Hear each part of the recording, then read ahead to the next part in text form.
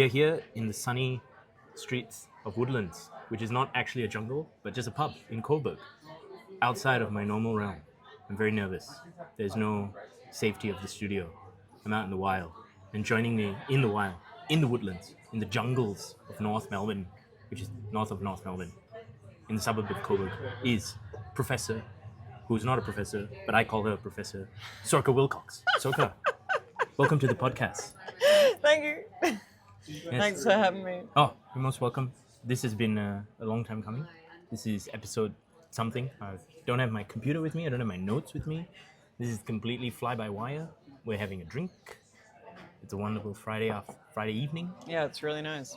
Yes. So we'll just jump straight into it. Right. How have the last few months been for you, in terms of all the music you've been up to, and just juggling between a few things? It's kind of been full on because, so with Aardvark, we're working on second album material, which I'm really enjoying. I don't really want to say too much about the material because I really want people to hear it. I mean, we've started playing some of the second album stuff live. There's, a few tracks that we've been doing, kind of road testing. But in the studio, learning the new stuff, I've been really excited. I'm really enjoying where it's going. But these sessions really fill up my brain. Learning all this new stuff, and then at the end of the session, I'm like, right, my brain is full. I cannot do anything else today. So we've been doing that with Aardvark, and then with F.L.Y, we've also been working on second album material, and it's the same thing, that at the end of a session, I'm like, all right, my brain is full. I need a break. So I'm really excited about the second album material for both bands. It's really fun. I'm massively enjoying it. I'm learning a lot. I'm getting better, but it's a lot of work. It's hard for me to hear the words "you're getting better," because when I'm watching you play, I'm like, you're already very good, but of course, as guitarists, we're always trying to be better. We're always trying to riff harder. We're always trying to be like, can I thrash this low E string any harder? And for the non-guitarists in the ether listening to this who can't see, but you hold your pick pretty parallel with the strings. And do I? That's at least what I've noticed. Right. And I can't for the life of me play fast when it's parallel. I've always got to angle it a little bit. Yeah. And when I see you do it almost parallel, I'm like, what the fuck, man? Oh my God. This is some next level technique shit. Well, technique is something that I've been working on hardcore. Prior to Aardvark, I had not played heavy metal ever. Prior to Aardvark, been playing in Dowser, which Danny, the Aardvark bassist, is also in. And in that band, I play guitar and sing, and I play different type of guitar. I'm playing a Les Paul, and it's in C standard, and I've got 12 to 56s on that bitch. It is. The string is the mega bridge, heavy gauge. Yeah, and the bridge is angled as opposed to a Floyd Rose, which is a bit more 100%, flat. yeah, it's a totally different beast. And in that kind of project, I get to play the way that I play guitar, right? In my own style. But playing in Aardvark, I'm kind of playing Ed's style, right? Because as you were chatting with him in the interview we did with him, he writes the material, So Ed has been teaching me technique, and it's been a real challenge because it's I've been playing guitar for 20 years and now suddenly I have to play very differently. Normally I would anchor my fingers in a certain way, and he's like, no, you can't do that. You got to be anchoring here and doing this. And so Ed's been really helping me, and he's almost kind of been my guitar teacher for this project for me to learn these techniques. And Ed and I will be at a gig and he'll whisper to me, he'll be like, do you watch the technique of other guitarists? I'm like, no, I don't care. And he's like, I'm always watching technique. And I'm like, okay, maybe that is the difference between you and me. I can see him saying that Yeah. And like I can see him saying it in the most like earnest way possible, but you look at him and you go, "Whoa, bro, okay, don't beat me up, please." I've told him many times that I was like, "Bro, you're like the sweetest guy. You're like the sweetest guy I know." And like you look like you're gonna kick my ass. He's not gonna do that. I know. That's why it's like the juxtaposition is brilliant. Because he's like again, he's like the sweetest guy possible. Yeah.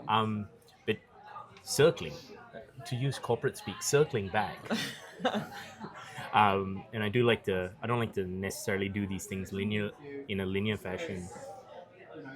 How did you go from Dowser, which I haven't seen yet, as a band, to getting into heavy metal? Was heavy metal something that growing up you always kind of, it was like in the background? Was it just something you kind of like, oh, it's there? Or were you like all consuming, was there the Judas Priest albums, or, how did you get into the heavy metal scene? When I was 14, my parents got a DVD player, and this is probably 2000 and like. Oh, we don't need to say that. That's okay. But the first DVD they got was a documentary on the history of Irish music, and there was a chapter in there on Thin Lizzy, right? And I saw that and I was like, oh my god. And then I was just obsessed with Thin Lizzy, and like all the different albums are like different eras, like when they go from Eric Bell to then Scott Garbed in the band, and then Brian Robertson, and then stuff with Gary Moore, and like the evolution of that band, and then like ending up with an album like Thunder and Lightning, like, you got John Sykes in there now, and then it's like full metal now. And that's how I got into it, but it was all through that one band. Do you remember the name of that DVD? Yeah, it's called From a Whisper to a Scream. Good. Now everyone else can go out and watch that. Yeah, I mean, it's really interesting. Like, I rewatched it recently, because the thing is that, like, it kind of kicks up talking about bands in like the 50s and stuff that were kind of like dance bands. Like, you would go to a hall and there would be a band playing music that people would just dance to or whatever.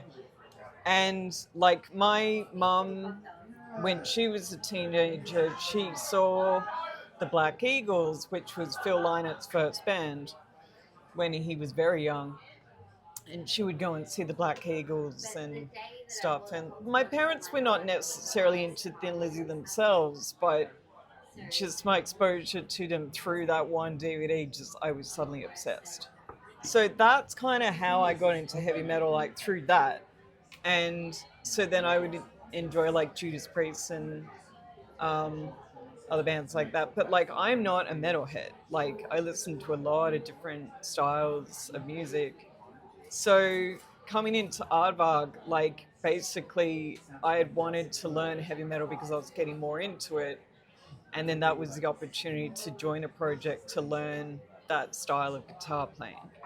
And like, do you remember did you always want to do the guitar, or did you look at maybe the drums or the bass? Or I first started playing music when I was 6. For my 6th birthday, my parents bought me like a keyboard, and my granddad bought me a piano lesson, and they're like, you're going to learn piano now.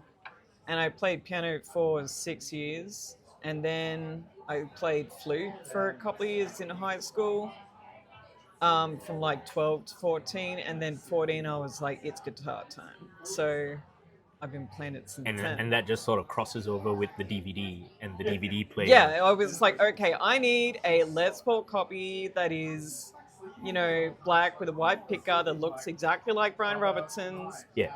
Like, every guitarist is like that. It's like, I must have that. Yeah. And it's like, what does that cost? And someone goes, it costs $10,000. Okay, great. Can I have that, but for $100? Because I don't have $10,000. And I remember like going to, because I at that point was living in Mornington, and like there was one little, like record shop, this little local record shop, and I would go in there and they had no metal in there. Metal in Mornington doesn't, metal Mornington, for the listeners out there. It was only like top 40 and maybe some Eric Clapton, So I was like, can you please order in Live and Dangerous for me? I've heard it's like the best album. And so like, I get a call, oh, we got your CD. And then I go there after school with, my money. I'm like, please. And then I buy the CD and I played 1 billion times, and I was just obsessed. What I do enjoy about journey of the piano to the flute to the guitar is at least now we can conclusively say based on one sample point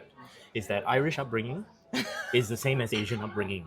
You will learn the piano, and then you will learn the flute, and then when you're done with that, maybe you can try the guitar.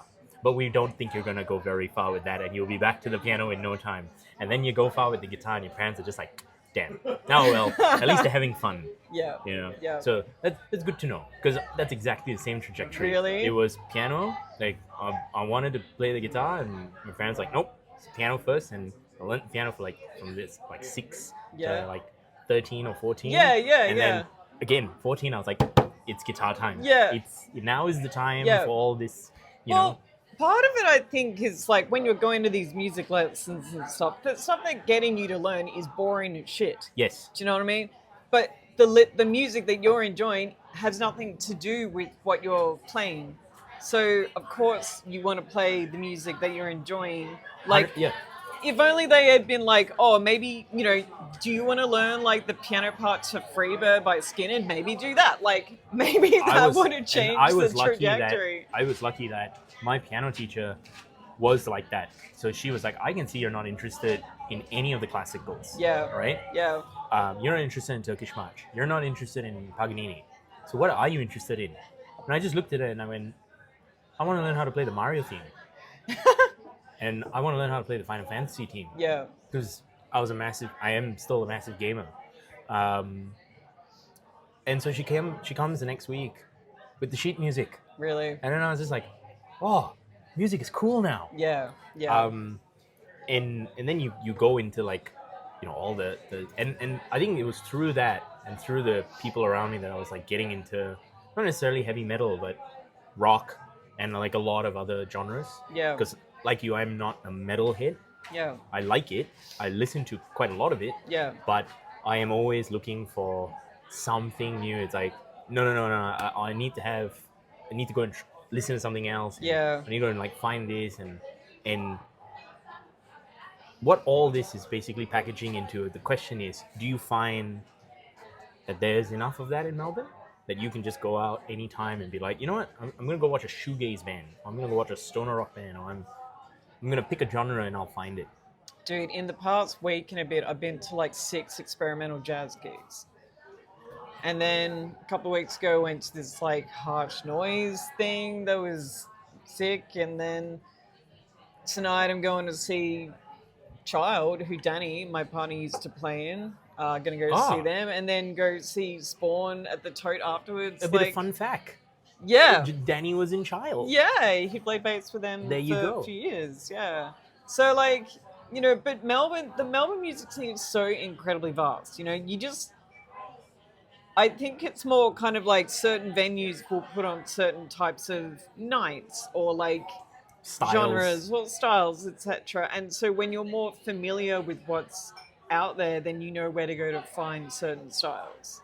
Yeah, I think like so this is a great way for me to segue into how I found you guys, obviously, which was so I saw you guys first time was at the Gasometer Hotel. Yep.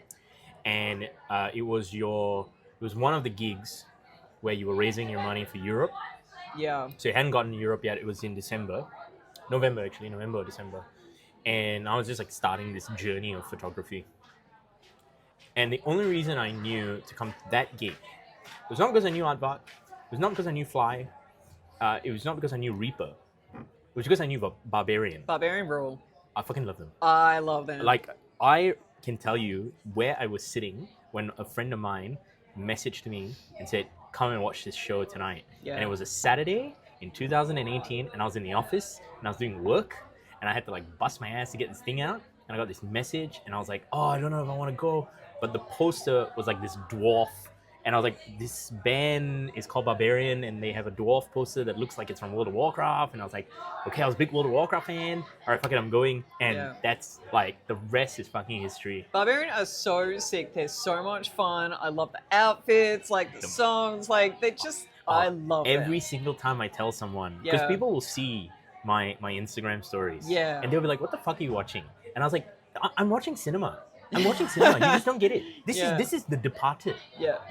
This is Shutter Island. This is Martin Scorsese. This is The Irishman. You know, this is all of the Martin Scorsese films in a 30-minute condensed session of men with their sweatiness and their barbarianness.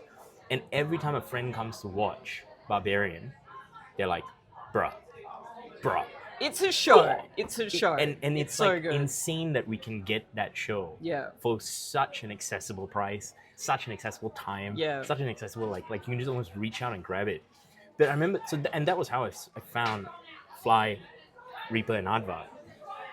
And I was like, I haven't seen any of these three other bands. And you hadn't joined F.L.Y yet. You're still, the Aardvark weapon, just hanging out on the side of the stage, thrashing around, glancing over at Ed, going, "What's going on now?" Oh. And I was like, "Whoa, my mind is being blown here. What's going on?" And I just remember watching that gig, going, "Holy fucking shit, this band fucking rocks." I was like, "What the hell? We've got vocals going up here. We've got a little bit of thrash happening over there, a bit of heavy metal going over there. We've got Dylan's got his howitzers on the double bass, Yeah. And Danny is just like, man, I don't know what to say about that man. It's amazing. He's exceptional. It's just like, I'm just like, dude, you're on another plane. You're on another level. He really is. Like, yeah. what the fuck's going on with you? Yeah. Like, you just like, there's a point in the gig when Danny just like, and I implore anyone listening to this to come to an Aardvark show and just watch Danny. Don't make it obvious that you're watching him, but watch him. I make it pretty obvious that I'm watching him. Well, it's better. I'd be next time I'm gonna come with a big sign that says, "Oi, Sorcha, watch Danny." You don't need to tell me. But there's a point in the gig where he just like clicks and he's like, "Yep, Danny has transcended.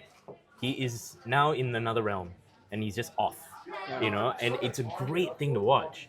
And I remember just thinking to myself, like, holy shit, because without the camera, to your point, it's like once you start to know what venues put things on, then you kind of start to click about where things are. Yeah. And prior to that, I mean, if Barbarian announced the show, I would go. Yeah. But I didn't really get the exposure to all the other scenes within the Melbourne scene. Yeah. And that's the next thing, which is like, do you find that as disparate and wide and vast as this scene is, that it's actually quite siloed? You will find repeat offenders, not offenders, but like we in certain know what scenes, you will see the same people, right? Whether they're punters or, I mean, like, you go to a gig and Poodle's there. You're like, I'm at the best gig tonight because Poodle's here, right? Legend. That's the marker. Yeah. Poodle's here. We're going to go have a good time. Yeah, whenever I'm playing and I see Poodle is there, I'm like, yes, Poodle is here. Yeah. But, like, in certain scenes, they're made up of certain musicians and they know each other and they play in each other's projects or someone produced this or it's at this studio or blah, blah, blah. And so, it's a massive scene, but it's incredibly dense. And you have all these little different pockets of, styles and players. It's actually incredible it's almost like looking out into the horizon sometimes, I feel. Because you're just like, how far does this actually go in that, It's actually quite enormous. It's like, okay, so you got the players, right? You got the bands, but then you've got the venues. You got the people who run the venues, the staff that work at the venues. You got rehearsal spaces, the staff that run them. You got recording studios. You got the people that run them. You got engineers. You got the people that repair equipment, right? You've got photographers and videographers like yourself. Like, you've got people who make posters. You've got people who print T-shirts. You got the record shops. You got PBS and Triple R and like other radio stations that play the bands. It's enormous. It for real does not exist anywhere else like this. Like, we are incredibly lucky to be here, and I don't understand why you wouldn't be part of it because it's so special. Like, we're very, very lucky. I try to explain to people how I had Liam on from F.L.Y, and we were talking about this, and it's like, realistically, and even before I joined the band, I knew this as a fact. But now that I'm in the band, it's the reality of it and the way it hits you. The hardest thing to do is to convince people to come to your gig. That's like the hardest thing, because it's like, hey, we're playing on this night. It's like, oh, well, I've already got something on, and I'm going to this gig. Well, and it's like and you're like, no, you come to my gig. Well, it's like if we announce a show, right? We're like, okay, we're going to play this date, and then some other great band announces a show on the same night. We're like, God damn it! Like, now we have competition. Like, it's hard, but that's always going to happen because. No, you don't, because I'm going to go up to them and go, you're not playing that night. You will play another night. But it's always going to happen because it's such a rich, full scene that you're never not going to have those instances, you know, like, And did you know that you always wanted to be a part of this? Or did it scare you prior to getting into it? Did you, like, now that you're in it, and we'll talk about the length of how long you've been in it for a while, but it's always a big step when you're not a musician, when you're just a punter standing there looking at someone on stage, and then taking that transition to then standing on stage and looking out. Yeah. And did you have like a sense of nervousness? Hang on. So do you mean like when I started playing, or prior to? Prior, like the transition from Sorcha the fan to Yeah. Sorcha the musician who's in a band.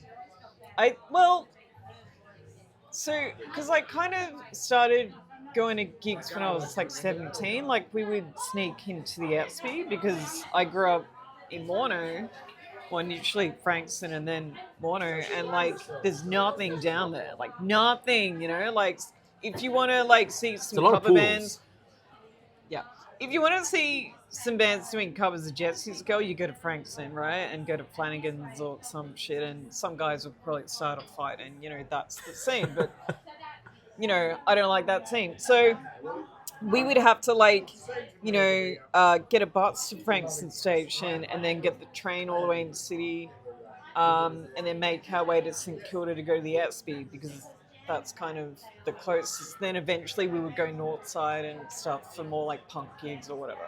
But we were 17 and we would just kind of sneak in. And so was doing that for a long time, and then I met Danny and he played in a band, and this would have been like 2007.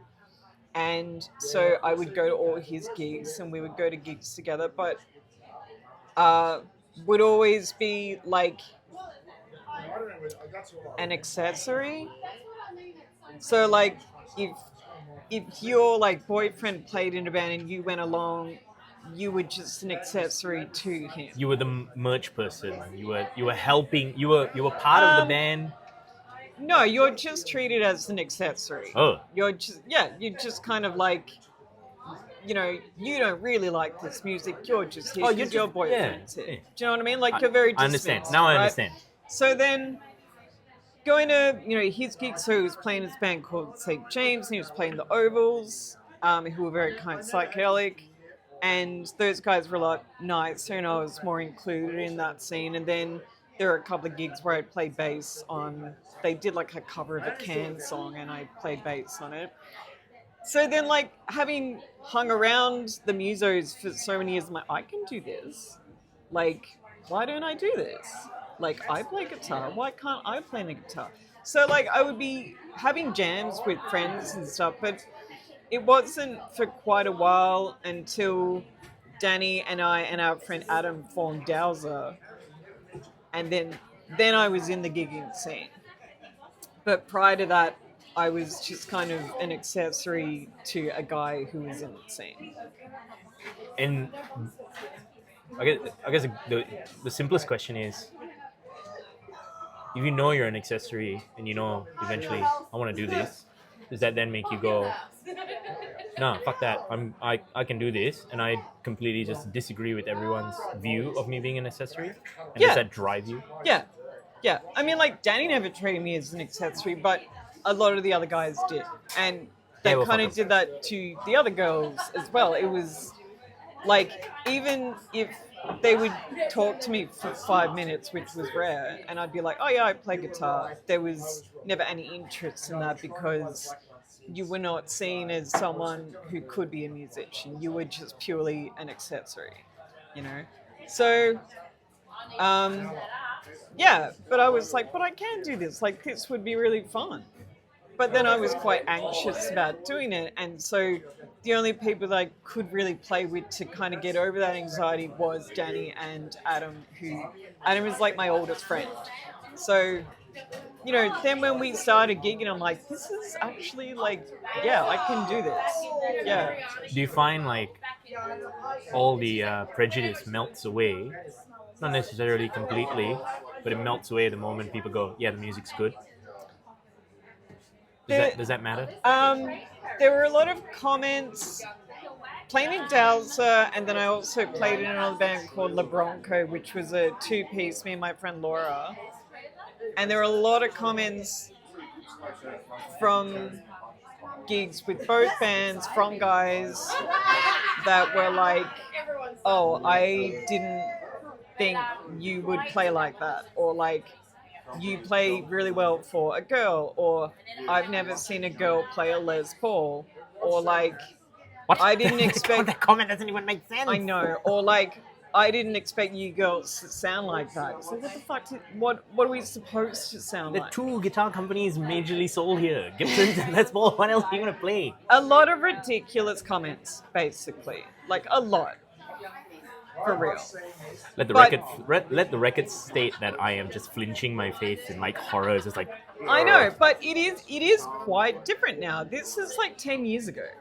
But now, every gig that's chicks playing, and it's fine, it's normal. Do you know what I mean? And like playing in Aardvark, I've had none of that bullshit. It's like, this metal scene, no one has been a dick to me. Well, that's another thing because the metal scene is, in some ways, not saying the Melbourne metal scene, but metal as an overarching scene always gets a bad rep, Yeah. regardless. So it gets the rap of if you listen to metal, that's the satanic elements. It gets the rap of if you listen to metal, there's all these bad socioeconomic things. But then it also gets the rap of if you listen to metal, you're probably doing something egregious behind the scene. And do you see that here with this being in that metal, trad metal, heavy metal side with Melbourne? Yeah. Is that something that you see? Is it prevalent? Or, I'm not asking you to give away anything. I'm not asking you Well, to I point mean, names. like, you hear about certain personalities that play in certain bands of certain types of metal. And yeah, you do hear stuff about certain people, and you're like, I don't want to associate with that person. Yeah. But generally, like, as a girl being in the metal scene, it's been fine. Like, I've felt really accepted. Like, all those comments that guys used to make 10 years ago, I'm not getting now. And I think that's the main thing. Do you feel confident looking at another girl and saying, yeah, you can 100% get into this scene and you'll be fine? 100%. Yeah. Because like it always astounds me when when people talk about like the difference between guys and girls and the playing capability, which is that Michael Jackson, a lot of his live performances, it was Orianthi. Well, Orianthi never got a chance to play with him because he died before that. But Orianthi, female guitarist from Adelaide, or South Australia. One of his other very famous guitarists was also a woman, Nina Strauss, female guitarist as well, played with Alice Cooper. So it's not like these people don't exist. Yeah. They're out there. Yeah. And what's even better is that you can't really see a Nina Strauss in person unless you go to a guitar clinic or one of the gigs. But the best thing that I find is that I can actually come to a gig and be like, one of my local idols is playing on stage and she's right there. And it's like, because I have said to Ed and I have said like, it's all well and good for me to want to be like John Petrucci and all these people. But the more I watch you guys, the more I want to be like you guys. Because you guys are now my guitar idols. Okay, I think you need to be looking at Ed and not me. Okay, well, I'm looking at both of you, so you're gonna have to deal with it. All right? You don't get to make that choice. I make that choice.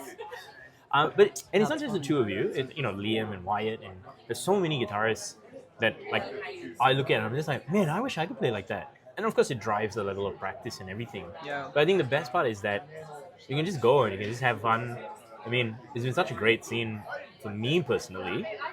I increasingly feel more and more comfortable and safer at the gigs that you guys put on. Yeah, right. And I think that's a huge testament to what you guys foster. And was it? It didn't change overnight, obviously. No, I think just girls just said, "Fuck it, I'm gonna do it." Oh, it's good. Because like, I always think of it as like we were not invited in. We like made our own way in and like did things in our own way, and we're not going away. Do you know what I mean? Like we are doing this, and we're part of this scene as much as anyone else. And it just took time for that to kind of occur. Yeah, and I think that always happens with any kind of change. Yeah. You know, you kind of always just have to keep pushing and knocking on the door. Yeah. But I think for me, it's just more of like it's like the music's good. People are good. What are we complaining about? You know. So whether it's yourself, whether it's Hot Machine, you know, I mean, one of the best drummers out there was Karen Carpenter. So. Oh, 100%. Yeah, you know, thank you very much. Case closed. Life goes on. But now, coming back to what we started talking about, which was you are in two bands, Aardvark and F.L.Y. Yeah. You're doing the second album with both those bands. Yep. You've just come back from a big tour of Europe with Aardvark. Yep. Does it all still feel quite like real in that, like, has it set in how real this is? Because when I was speaking to Ed, I didn't realize how young of a band you guys are.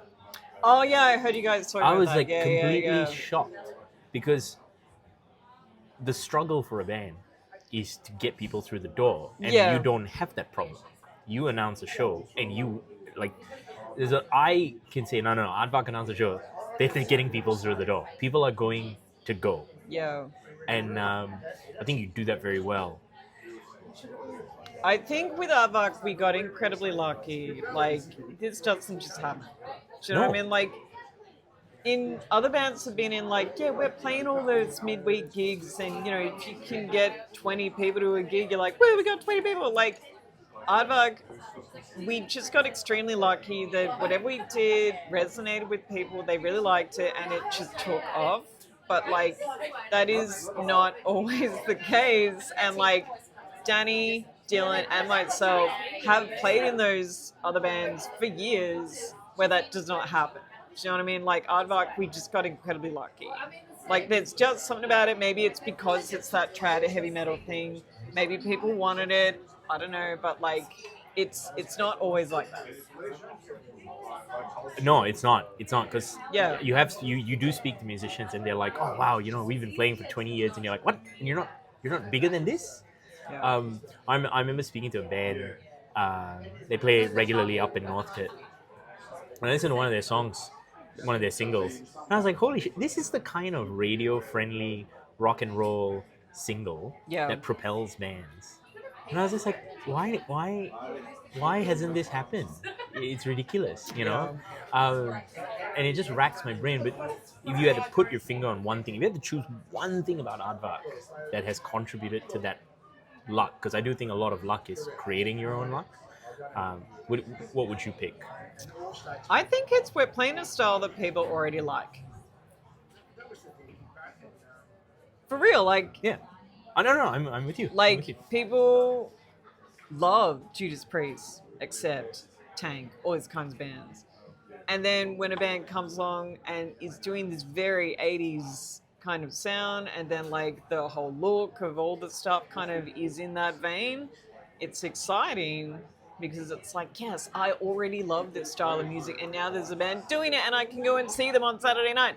You know, like, so maybe that's it. Maybe like people just really wanted that. And if you want to see this band live on a Friday night, you can come to the Toad on January the 16th. Yeah. Playing with Private Function and F.L.Y. We are also playing at Shot Kickers on New Year's. Yes, you are. And it is free. And I can't remember if this episode comes out before that, but if it does come out before that, you can go to Shot Kickers for New Year's Eve, and if it doesn't come out before that, then you should have been at Shot Kickers on New Year's Eve. Yeah. Yeah. I mean, like, you know, it's not really a quantifiable thing where you can say it's exactly A, B, or C. You know, it's probably an amalgamation of things, but like I don't know, people like it, and we have a lot of fun doing it, and like it's really exciting that people respond to it.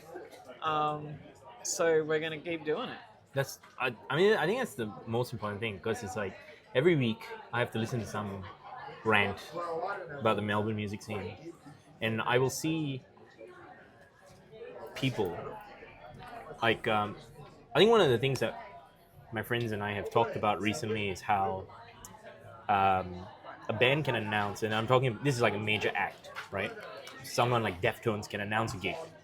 We are playing in May next year, and it is December, and the tickets go on sale in 5 days. And it's like, that never used to happen. That actually never used to happen. I remember that bands would say, we are coming a year from now, Yeah. and tickets go on sale 6 months before the gig. Yeah. And they made that announcement maybe 9 months ahead. So you had 3 months to probably save up. Yeah. And then you'd hold your ticket for 6 months. And you'd go and line up to buy a ticket. And you'd go and line up. I remember lining up overnight at the newsagents to get a ticket. When I first moved here, in my first year here, Dream Theater came down to Melbourne. Yeah. Right? And so for all the people who've just heard me say Dream Theater, now they're switching the podcast off. They're like, no. We do not want to hear about the Dance of Eternity. We do not want to know about Odd Time Signatures. Thank you so much. We're here to talk about metal. But I remember they announced it. And it was about 3 months before the concert that you could buy tickets. Yeah. Right? But I ran my ass so fast down Lygon Street to the newsagent. Yeah. And I was like, there, 5 minutes before, looking at the guy, and he's like, what do you want? And I was like, I want a ticket. I want a ticket. I want a ticket. Yeah. The Dream Theater. Yeah. And he was like, what is a Dream Theater? And I was like, it's a band. And he was like, oh, you want a band ticket? And so we waited the 5 minutes. He, typed something in, and he was like, oh yeah, and he printed it out. Yeah. And I was like, wow. Yeah. Yeah, and then you keep that ticket. And then I ran to class because I was going to be late. Oh, wow. That's the best. I miss that stuff. And I remember running past the windows for class. Yeah. And everyone just stopped talking and looked at me running. And I just ran in and sat down without saying anything. And I was just breathing heavily. And everyone's like, everything okay? And I was like, yeah. It's fine. Keep going. And while I just caught my breath. Those were the days. And now, a major act will announce it. Yeah. And it's immediately you see people bend over backwards to find a way to get to this gig. Yeah. Right? And I'm like, this is all well and good. I too want to see Deftones. I bent over backwards to get to the Metallica gig. Don't get me wrong. I loved it. Yeah. But where's the bending over backwards to go and see the Aardvark gig? The F.L.Y gig? Because, and don't give me this nonsense we're not Metallica. No. The point is for me, it's you can't rant about the Melbourne scene and be like, oh, it's dying, it's dead. And I'm like, there's 100 shows this week, man. And you could go for 100 shows and probably not even spend $30, $300. That's the best part. So many of these shows are free. So many of these shows are free. Yeah. I think it's really just getting people to get out of the fucking house. Yeah. Don't be a loser, sitting at home watching Netflix all night. Go out and have fun. Monday through Wednesday is for Netflix. Yeah. Thursday is when Thursday is when you start revving up. You're like, you know what? I think I'll have a glass of sherry. And then on Friday night, you're like, let's go for some rock and roll. Let's go for some rock and roll. And I have told people, I was like, you don't have to have a drink at the Aardvark gig. You can just come and watch Aardvark. Yeah. That's what I do. I just go and watch Aardvark. Yeah. And then I tell them how much I enjoyed watching them. And they're probably like, oh, not this fucking shit again. Oh my God, calm down. And I was like, oh, Dylan, you were great in the double bass. And he's like, oh, yeah, thanks for telling me that the last 5 times. He loves it. He loves it. Bro, when he hit that double bass. He's so good. I know. He's amazing. When he hit that double bass the first time, I was like, oh, wow. And then when he came back from Europe, I was like, oh, whoa. This dude has changed something. Now he's a howitzer. Man, for real, if there is a band that is just on a big tour and then they do a hometown show, go to that hometown show because they will be red hot because they are gig fit after doing that tour. Go to that show. And how was the Europe experience for you? So much fun. Oh my God. Any highlights? So many highlights. The big two highlights. All right. Well, the first gig we played, I don't know if I'd already told you this, was in this little town. Pretend he didn't. All right. It was in this little town called Písek, which is like an hour south of Prague. And it was at a festival called Heavy Metal Thunder. And we played on the first day.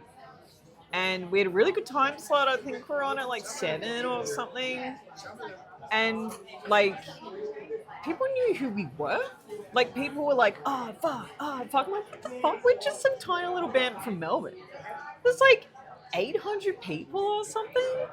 We're playing, people are going psycho. They're like stage diving. They're like chanting along. They're like singing along.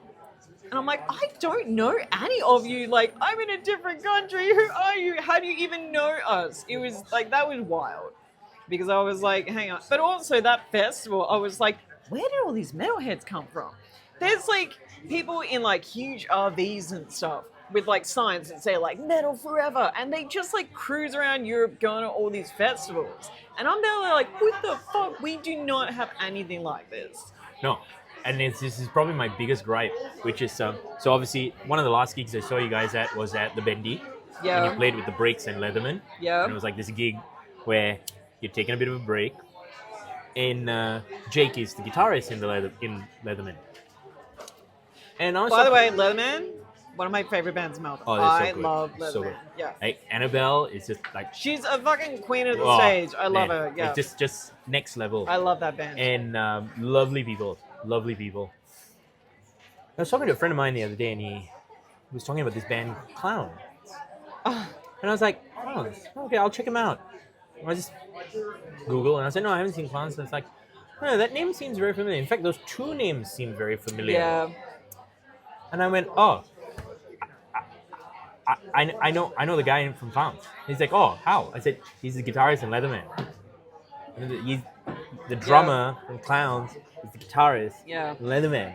And I don't think a lot of people know this, but Jake and I'm trying to remember the other. Jared. Exactly, Joe. Thank you. They're ARIA-nominated artists. Yeah. And I'm like telling people, I was like, you can go and watch an ARIA, two ARIA-nominated artists for less than $30. Yeah. What the hell are you doing? Palmers cost more now. And the Palmer doesn't last as long as the music. They're so good. I had the chance to, Shauna, the bass player, she plays... Oh, there's another just... I know, Shauna's incredible, and she plays drums in Lothario, who I also love. But she was on tour when they did their US tour, and they were like, Sorcha, can you fill in on bass for this show at Chopped Festival? Yep. And the Fly Boys had played Chopped last year, and they're like still raving about it. They loved it so much. They're like, it was the fucking best. And like, they're motorcycle guys and stuff, and they loved it. So I'm like, yes, I would love to do this with you. And like playing that gig with them, they are like total stars. Like on the stage, they're like amazing. It was so much fun playing with them. Like just had the best time. I think that's the great thing is that as I've gotten deeper and deeper into this, I've gotten to know you guys. Yeah. Which has been like a great thing because one thing I didn't want from the start was to not tell you guys that you did a good job. I always wanted to be like, I've just come to watch you guys and I really enjoyed myself, and that's an all the time thing. I don't care how many times I have to listen to Witch. I want you to play it again. Okay, yeah, you just people played like it. Witch. Great, play it again. It's like you're on my Spotify now. Play it again. And it's just so much fun. And then when you guys are done, I'm like, I don't get to tell James Hetfield you did a good job. Yeah. But I can tell you guys, and I'm not trying to say that is like, oh my God, I'm so great for telling you that you had a good job. I think what I'm just trying to impress on people is that you will never get a chance to tell your heroes how good of a job they're doing. And guess what? Your heroes don't need to be told how good of a job they're doing. When you're playing the Palais and John Cain and Margaret Court, the venue is that you're doing a good job. But the people who are like, as you say, you try and get 800 people. That's a Max Watts level venue. Yeah. And it's like, why does my Melbourne band have to beg without begging? Yo. But they can go to Prague, and it's like everyone's like, cool, bro. I'll see you there. And it's like, why are there 800 people there chanting our name? What the fuck's going on? It was really weird. It Is was this a really prank? weird. Is Ashton Kutcher in the house? Where is he? I think there is for real like a very different level of dedication with the metal scene over there of punters going to shows. And I mean, like, I was at the merch desk, right, and this guy comes up and he's like, you know, he's buying a shirt or whatever, and he's chatting with him, having a chat with him. Everyone was so nice, by the way. Anyway, and he's like, I came from Spain to see you guys and one other band. I'm like, what? You came from like That's amazing. several countries away to see us? Like, dude, get out of here. I can't even get my friends to come. Like, you know, Are you listening, from up Sorcha's there. friends? Are you listening? Like, it was just bizarre. I know it's like when I hear, but you know what? When I hear that, and that you tell this now, right? I don't think I want anyone to take away that like we're all being salty. FYI, we're being a little bit salty. I think it's just we really just want to see our friends there, and it's like just come. And I think this just goes for anyone, right? It's like we're your city's band. Like we live here. Come. Well, it's like Come venues. support I us. mean, like, you know, you and Ed were talking about this. Venues are really struggling right now, and like, it's just getting people to go out. And like, I understand that cost of living right now is insane. We're not earning enough money to have the expendable income to go out all the time. But like, you don't have to go out and get wasted and buy 10 beers. You could buy 2 beers. Yeah. But like, you could also, you know, go to free shows, right? And maybe like buy a record from an album. Like, you can support the scene in many ways, but you need to be in it. You know, if you're sitting at home on the couch, you're not in it. One thing, you're just like, look, you're 100% right. There's nothing to add to that. And then obviously this is the part where I then say something which adds to it, which is so hypocritical. But c'est la vie. I think it's like if you go to a free gig and you buy a record, Yo, you can consider that's your ticket. If you go to a ticketed gig and you buy 2 beers, then you've split your support in 2 ways. You've got the band support, you've got the venue support. yo, But again, if you go to a free gig and you buy a beer, well then it's kind of a win-win. Well, the band knows they're putting on a free gig, but the people coming then helps the venue. It's a bit more money in. yo. It's also hard. I mean, I have to go into this report, but a couple of weeks ago it was announced like this came up on my ABC headlines, you know, like Australians are spending more and more money on tickets to concerts, and it's like they will put groceries aside to get concert tickets. Yo. And I was like, you really can't have a cost of living crisis argument when you're doing that, Yo. because you have to make very, very conscious trade-offs.